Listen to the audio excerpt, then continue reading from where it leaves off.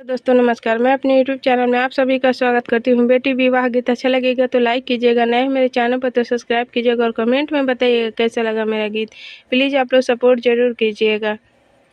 ऊंची ऊंची कोठवा हो बेटी बड़े परिवार,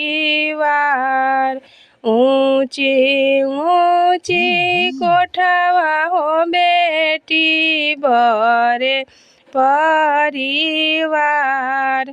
घूमी घूमी दिहा हो बेटी सबके आकावार, घूमी घूमी दिहा हो बेटी सबके आकावार। बाजावाली हले बजनिया हो भैया डोलिया लिहले कहार, बाजावाली हले बजनिया हो भैया डोलिया लिहले कहार। छातावाली हले अपना हो भैया बहिनी संगमा जास, छातावाली हले अपना हो भैया बहिनी संगमा जास। एक कोस गईले हो भैया दूसर कोस जास, एक कोस गईले हो भैया दूसर कोस जास।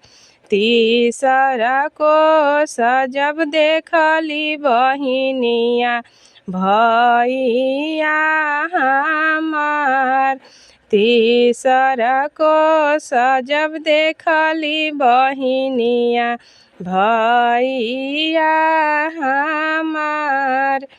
फिरी जाहू फिरी हो जाहू भैया हमार, फिरी जाहू फिरी हो जाहू भैया हमार।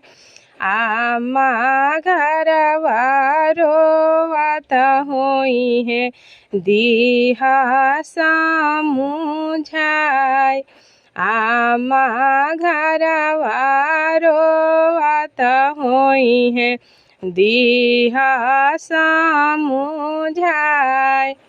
बेटी विदा कइलू होयामा पतोहिया लिह बोलाई, बेटी विदा कइलू होयामा पतोहिया लिह बोलाई।